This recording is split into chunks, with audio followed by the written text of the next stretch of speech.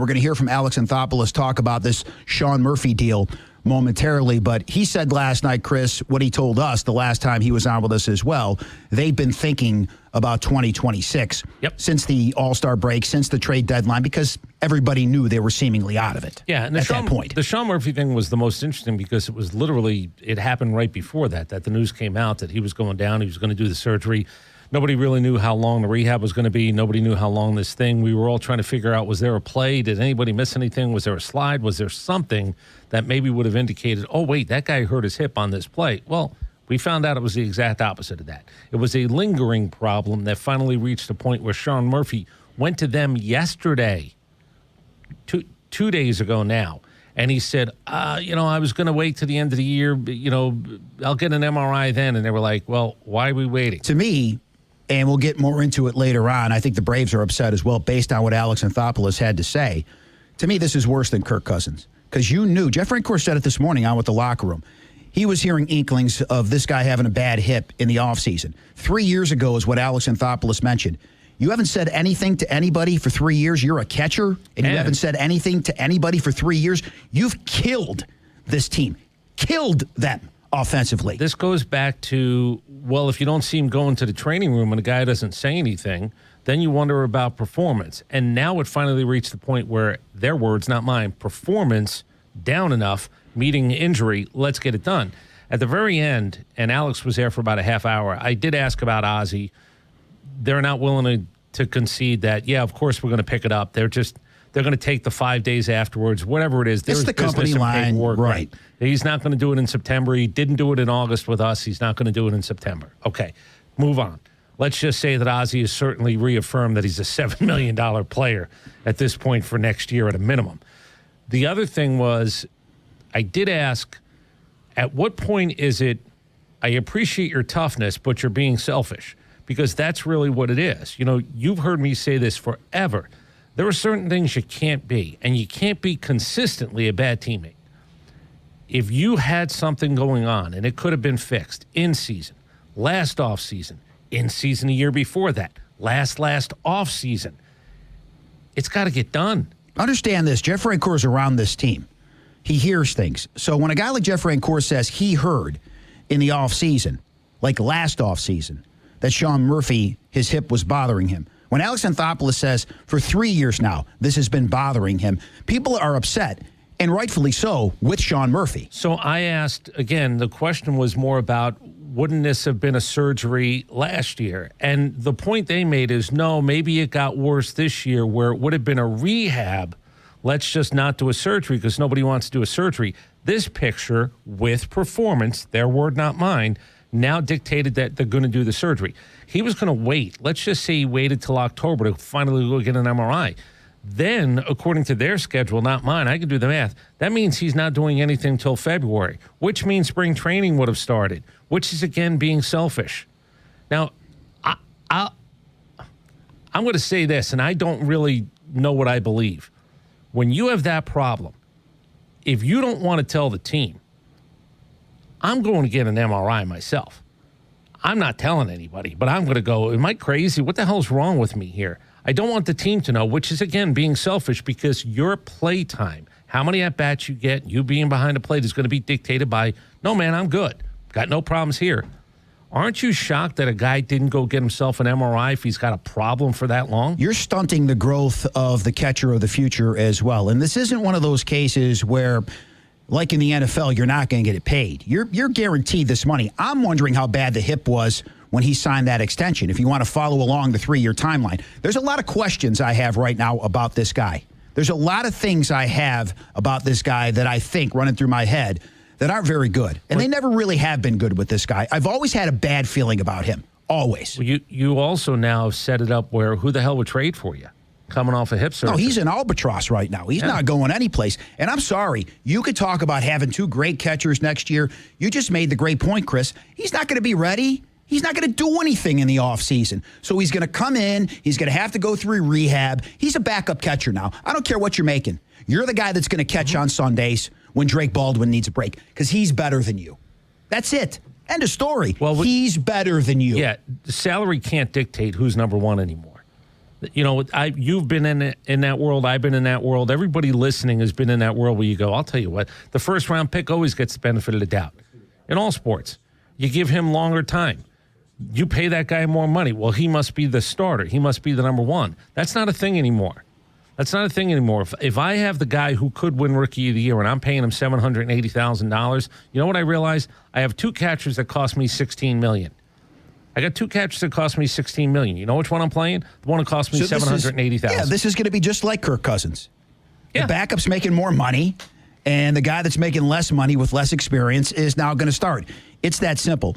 Maybe I'm reading too much into this, but give this a listen. Alex Anthopoulos talking about the timeline and the injury to Sean Murphy. We had a conversation with him last night, and he said, look, it has been bothering me. He goes, I can get through the season. And I was going to come to you guys at the end of the year and ask you for an MRI. And he said, look, that doesn't make any sense. Let's get an MRI now that you're being honest with us. And when we asked him, he said it's been bothering him the last 3 years, but you wouldn't know about it. He said, look, I would just grind through it and play through it, and it would come and go. But in talking to Dr. Berg today, he was stunned. He's been playing the last 3 years with it. Significant tear, should take 4 months to heal. That'll take him to January to heal up, and then he'll get ready for spring and show up in February and should be good to go. Should be good to go. Famous last words. So you got to believe, based on what Alex just said, now that he's being honest, you got to believe the organization was saying to themselves and maybe to him, what's going on here? Why would you not say anything? You stunk offensively last year. You're terrible offensively this year. You're killing this team at the expense now of a guy that's better than you in Drake Baldwin. He's better than you. Why would there be any other reaction from an organization? You held it from me. You didn't go to see a trainer. You didn't do any of the things that we talked about with Kirk Cousins.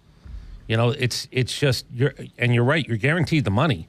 But if you need to go get fixed, you go get fixed. And you don't wait 3 years to find out again where performance now is finally, why do we keep giving him at-bats? Well, because we think that he could. Oh, wait, he's got a debilitating injury, perhaps, that really precludes him from being good for any period of time. And that's an extended period of time. Remember the oblique? That took a long time. And people said he injured his oblique because of his hip. They're trying to tie those two things together going back 2 years ago. And then the other part is, when you have the oblique, do you do more compensatory damage because you're trying to figure out how to live with that, so your hip, which is bad, probably gets worse. And when you hear a doctor was amazed looking at the picture, so, okay, do you want points for tough? I'll give you points for tough. It's the position that most likely you get points for tough over any in baseball easily. Here's my problem. This is what I was talking about when they said DH.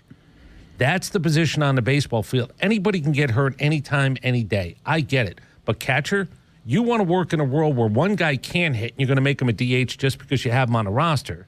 That's Sean Murphy. And now you realize that if you go DH catcher and one of them gets hurt, I don't have another DH. As bad as Murphy might have been, now all of a sudden you look around and you go, what am I going to do? Eli White's going to DH for 2 months? Like the left field situation. You're in the same boat, albeit now with a DH situation, if that's your plan going into next year. Obviously, now it's not going to be your plan. You know, you used a word and then you pulled it back on Sean Murphy. And it was because he got hit in a rib and all of a sudden you're like, okay, here's the way that I think it could be presented. The word that again. I used, he was a villain. And now I'll say that word again. That's what he is. So here's the thing that I've noticed. Every time that we saw him in spring training, what is it I always said? Man, I've never seen a guy walk with his head straight forward. He doesn't look to the left, doesn't look to the right. So is it stoicism? Is it tough guy? Is he John Wayne? What the hell's going on around here? Well, that also led to, he's just not a talker. He's not going to talk to him, is he a good teammate? I have no idea. This makes him a bad teammate. But was he a guy that guys related to? I have no idea. I mean, Hurston Waldrop had a lot of good things to say about him, so he helped him to a certain extent. I know, but when we saw him, it was just everything was straight ahead. No activity, and maybe that's his personality to not tell you that he's got a problem. But there's a certain point where you're not good enough not to say something, not to excuse make, but to find out how it could get better. How are you not wanting to get better? I don't know. I mean, I can't answer that. After last year, if it's true that the hip was bad, don't you get that taken care of? Yeah, of course. Of course you want. Don't you get that fixed in the offseason? Isn't that your responsibility to get that fixed in the offseason? And how do you not want to be better? Just better. Better at my job, better at life, better at walking around, better at hitting, Better at anything that would, sort of you go, oh, yeah, I waited too long on this one. And the fact that he was going to wait another month where the timeline just gets even worse. I'll say it again, you're a bad teammate. You're not thinking of big picture, and I know it's difficult. But there's got to be a point where you just go, I'm just not a good player. Chris, it's one thing to go through, going back to Kirk Cousins last year, it is one thing to go through an 8-week stretch. This is 3 years. This is according to the Braves. This is 3 years of this nonsense. After he signs that extension, after he gets the guaranteed money, what are you doing? I'll tell you what you're doing. You're killing this team.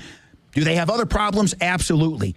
He's a big part of the problem now with this team, and now you can't get rid of him. Now he's not going anywhere. Who's going to want him? He's damaged goods now, and he's making all this money for the next few years. Nobody's going to touch him unless the Braves eat the money. I have no idea if he'll be a better player. I'd like to think that if you have a torn hip... Because he can't be any worse. No, that's my point. I'd like to think you're going to be a better player, but why wouldn't you want to have been a better player 2 years ago? Last year at a minimum, where you just go, wow, now I got an oblique. Maybe some of this is related. I can't believe he didn't go get an MRI on his own. He was 4 for 49. 1 double, 23 strikeouts since the beginning of August. He's batting 197, 26 home runs over the last 2 years. They said it twice. So keep defending him. You Sean Murphy-ites out there, you just keep defending this guy because I know what he is. They said it twice. Performance met injury. And now you go, well, this is not getting better. The problem is you kept using him, and he kept letting you use him, and he was a hole. He was a hole that could have been avoided. Something could have been done. And now the problem is you got to pay him $15 million this season, and then 3 years after that, a $15 million club option, which is laughable for the year 2029. It's laughable. It's $45 million. Exactly. It's $45 million. And no one's going to touch him. So now you have to make the best of the situation. Well, Drake Ball like the catches. Falcons, if you're the Braves. This guy's better than you. You're going to sit over there, and you're going to be Yoda, and you're going to catch every Sunday. You get a DH or you get an outfielder and have 4 outfielders and rotate a DH. That's your answer. And Sean Murphy will catch when you decide he's going to catch.